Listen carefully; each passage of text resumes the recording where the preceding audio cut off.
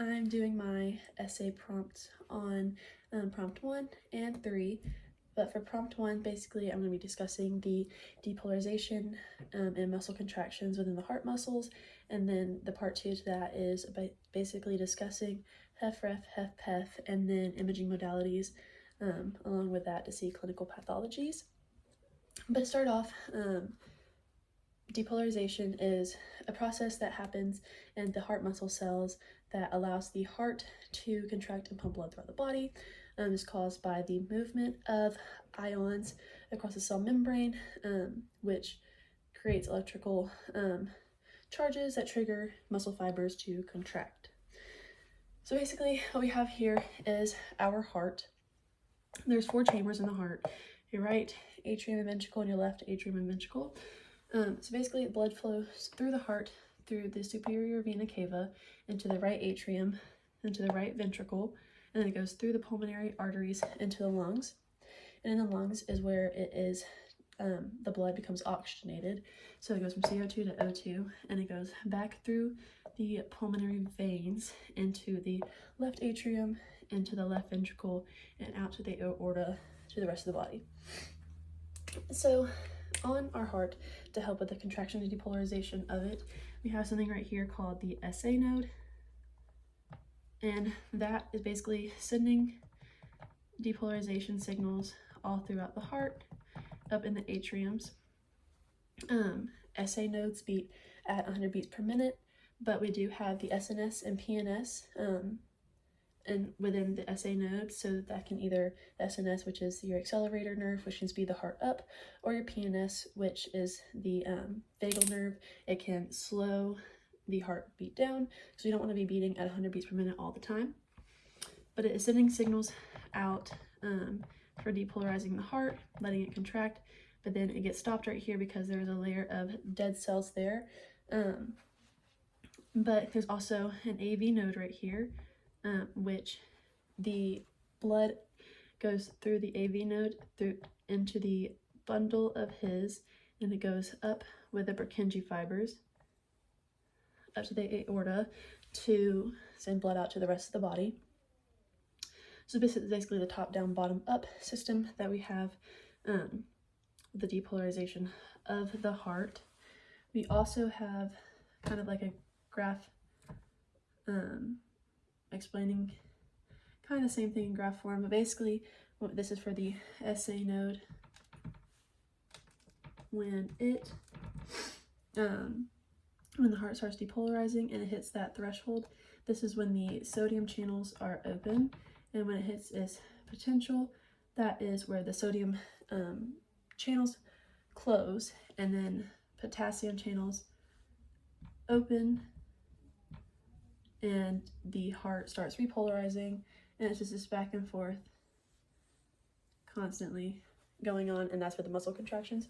We also have the contractile tissue graph as well, which is kind of similar in some of the senses, but it just looks a little differently. But the same thing kind of starts off with the sodium channels open, and then it has a short little loop there, and then it plateaus. And in this plateau, this is where calcium leaks come in.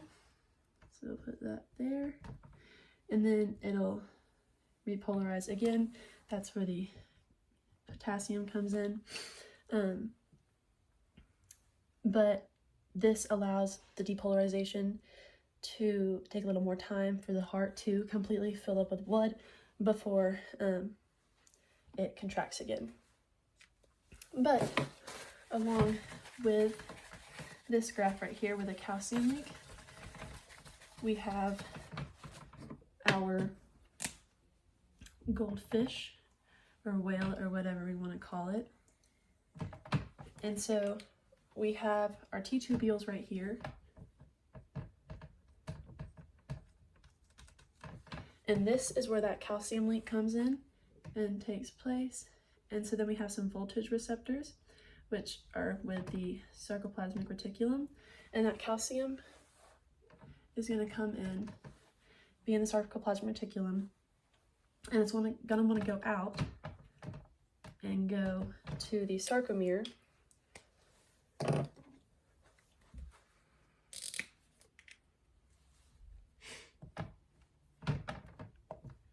And our sarcomere is what consists of myosin and actin, and the pull of myosin and actin is what contracts the muscles. So every time your muscle contracts, it is myosin and actin basically doing this like pull. Right here we have our myosin, and then our titin, and so this is the myosin heads. Then we have our actin right here. So basically calcium is going to want to come in and attach itself, but it can't because of tropomyosin.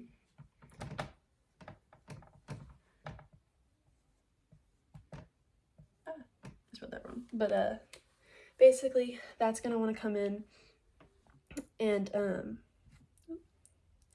that's going to come in and try to attach itself, but it's not going to be able to.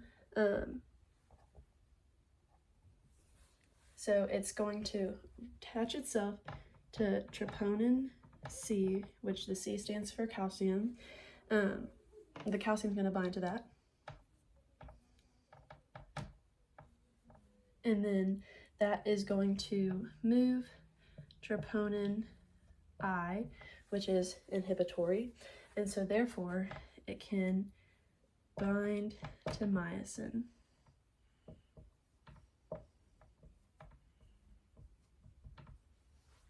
And in the myosin actin bind, so they're like little heads and they'll grab onto each other. So basically you have an inorganic phosphate and an ADP. One of these, so we'll start off with the ADP, will be a half stroke. So that'll be one of the heads pulling, and the inorganic phosphate will be the other head also pulling. So at that point, after that one round of contraction is done, ATP will bind to myosin, and then it'll release it from actin. And the process can go once again as long as that troponin C comes in and goes through the troponin C, troponin I, and binds to myosin until that can happen again. All right, so part 2 to prompt number 1 is asking about HFrEF and HFpEF. So to start off, they're both heart failures. HFrEF is heart failure with reduced ejection fraction, and HFpEF is heart failure with preserved ejection fraction. These both have different parts of the like heartbeat or contraction that is affecting. So HFrEF is systolic and HFpEF is diastolic, and this might be just a me thing, but I was kind of confused on how to really like remember the difference because they're pretty much one line different in the word, to remember which part it affected. So I remember HFpEF, P can like become the shape of a D. It's kind of dumb, but it helped me remember it. So HFpEF is diastolic, HFrEF is just the other option of systolic. So I started with HFrEF. HFrEF, as I said, is heart failure with reduced ejection fraction. Meaning this basically doesn't pump blood effectively. This creates a downward shift in the Frank-Starling curve, which basically reduces stroke volume, and that will increase preload. HFrEF is basically due to chronic failure, and this leads to the way it aligns in the sarcomeres. So basically we want our sarcomeres to be in parallel, because usually when we want to grow muscles, we want our muscles to grow up, but due to this they grow in series, which is like elongating, and you don't really want your muscles to become longer. Basically people take drugs for this to decrease or reduce blood volume, reduce preload, and reduce afterload. A lot of people take diuretics along with this as well, which does make you pee more. But along with that, a lot of people take atrial vasodilators, and so that will then decrease that afterload, which will increase the stroke volume. And then for HFpEF, diastolic, it's heart failure with preserved ejection fraction. So that's basically, it's stiff and doesn't fill with blood. So the ejection fraction in this isn't reduced like it is in HFrEF. This is caused by impaired ventricular filling, uncontrolled hypertension, impaired relaxation. It can also be from hypertrophic cardiomyopathy.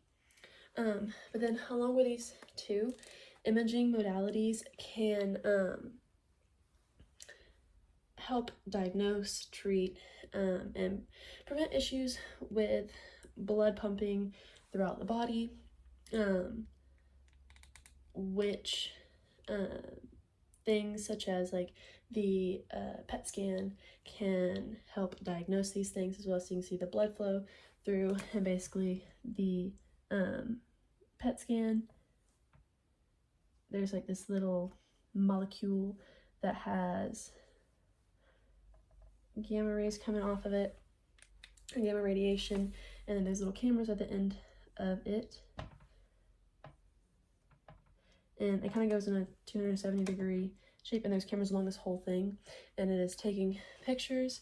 So when the cameras across from each other light up, they take a picture, so you can kind of see through the veins, because something is put into the veins. Usually this is used to detect cancer in the body, so they'll have a little area to put it in, so you can just see like the flow of blood through the veins.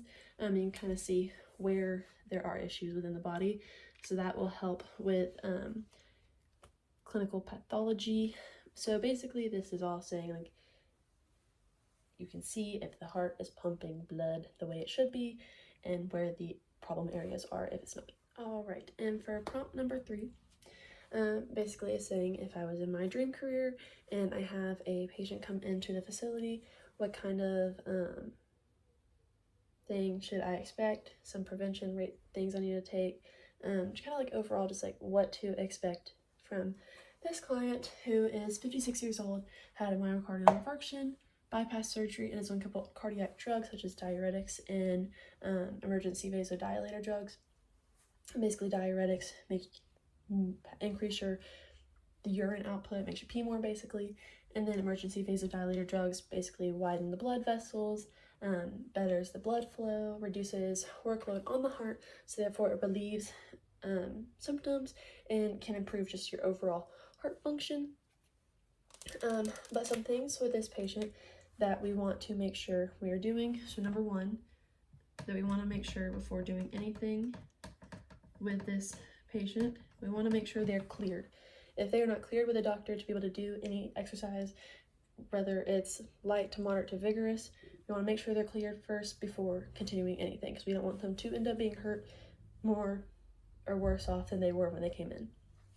A couple other things that we would like to do, we want to do as well, we want to monitor their heart rate, we want to monitor their blood pressure, and a couple other things we want to keep an eye on as well is we want to make sure there's no chest pain,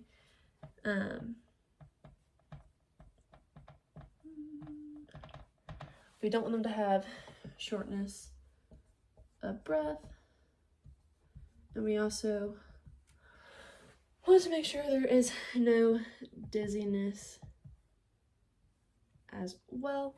If any of these things do take place, we want to make sure we take the right precautions and that the patient is okay. Also, another thing that we want to do with this patient is we want to make sure that they are hydrated. This helps maintain proper blood flow and circulation in the body, and then also it reduces the risk of complications from furthering. But as I did say, this patient is on diuretics, so there is a higher urine output. So one thing to expect from this exercise is that they will be using the bathroom a lot, and it could be every 10 to 15 minutes. We don't want them to not be hydrated while doing exercises, because that could hurt them even more than having to go to the bathroom every 10-15 minutes. Yes, it's annoying to them, probably to the professional as well, but you don't want them to not be hydrated, because that would not be good either. So that's something to think about, is if a client only has so much time in their day to be in this exercise facility, you gotta consider what you're going to do with your exercises and the amount of time that they do have to offer for this. So you can't plan a bunch of things if they're only allotted an hour, because if you're going to the bathroom every 10 minutes, that already knocks out quite a few exercises. But you do want to stay hydrated no matter what.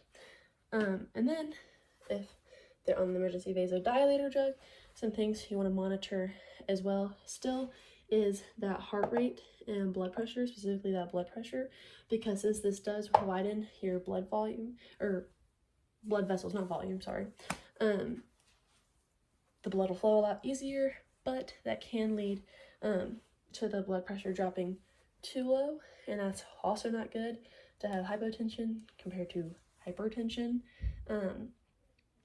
So we also want to stay on top of checking their blood pressure for the fact of the emergency vasodilator drug.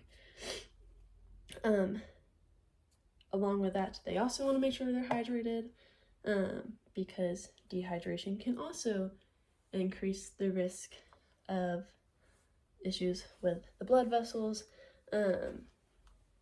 because then they'll get smaller and be harder, and then your heart rate or your blood pressure goes back up again, so you're still just like kind of in this loop of not good. But no matter what you do, you always want to follow the doctor's orders, because we also want to make sure we're staying within our scope of practice as well. So if we try to go above what the doctor says and the patient gets hurt, then that is on us as well. But yes, basically just a few things you want to realize is going to happen while exercising.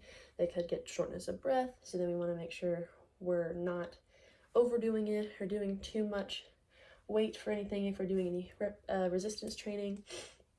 Noting that they will be going to the bathroom a lot, and that their blood pressure could either go extremely high or extremely low. But yeah, just making sure we are keeping tabs on our patient and how they're doing the whole entire time. We don't want to lack on that.